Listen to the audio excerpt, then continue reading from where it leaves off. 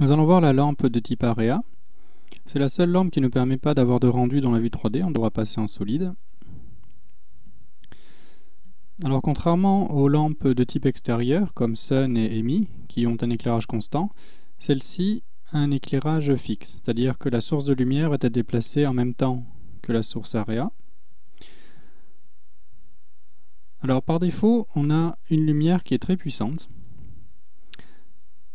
La ligne en pointillé représente la distance, que l'on peut réduire pour atténuer un petit peu la puissance de la lumière, ou sinon on va simplement la monter pour adoucir la force. On peut modifier la forme de cette lumière.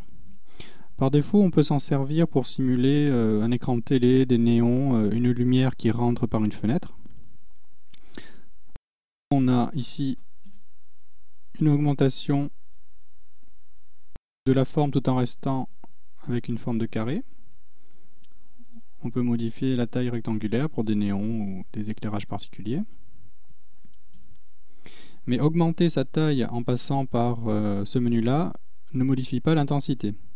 Il ne faudra pas augmenter la taille avec le scale, parce que là on va avoir l'intensité, même si l'énergie n'est pas modifiée ici, qui va être énormément augmentée.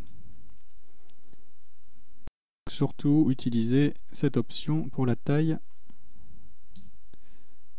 de la lumière Area. Alors elle se différencie surtout par la création d'ombres spéciales.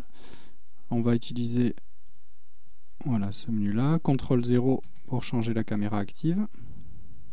On va mettre la lumière Area, qui est beaucoup trop puissante. On va diminuer la distance.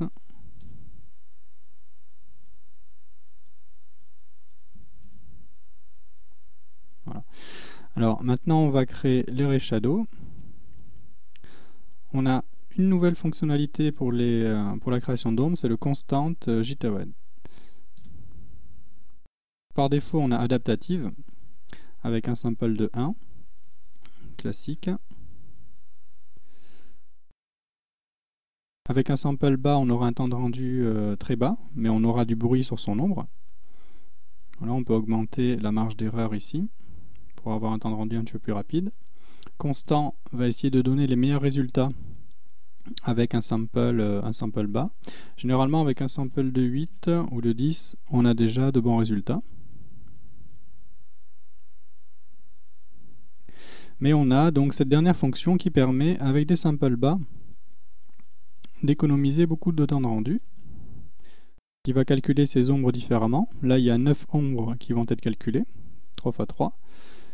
Et on a notamment, donc on a un bras, qui permet de les mélanger de manière un petit peu spéciale. Disser, qui va faire une sorte de pointillé, pas très joli. Mais on a surtout Jitter ici, qui va nous donner du bruit, qui va rajouter du bruit volontairement, et qui va nous donner à peu près ce qu'on avait avec la valeur constante. Voilà, en un peu plus rapide.